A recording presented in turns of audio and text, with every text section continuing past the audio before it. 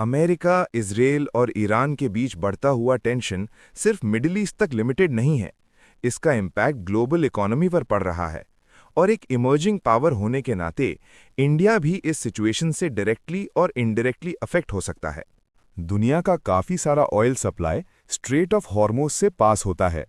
अगर यहाँ कॉन्फ्लिक्ट बढ़ता है या सप्लाई रुकती है तो oil prices suddenly shoot up कर सकते हैं। इंडिया जो अपना ज़्यादा ऑयल इंपोर्ट करता है उस पर इसका सीधा असर पड़ेगा। ऑयल महंगा होने का मतलब है ट्रांसपोर्ट कॉस्ट बढ़ना और फिर हर चीज़ की प्राइस बढ़ना। इससे इन्फ्लेशन इंक्रीज होती है, शेयर मार्केट में गिरावट आ सकती है और इंडियन रुपी पर प्रेशर बढ़ सकता है। मिडल ईस्ट इंडिया का इम्पोर्टेंट ट्रेड पार्टनर है। अगर सी रूट्स डिस्टर्ब होते हैं तो एक्सपोर्ट इंपोर्ट डिले हो सकता है।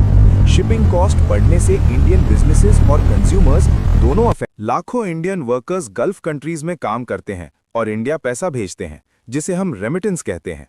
अगर वहां इंस्टेबिलिटी बढ़ती है तो उनकी जॉब्स और सेफ्टी पर रिस्क हो सकता है, जो इंडिया की इकोनॉमी को भी इम्पैक्ट करेगा।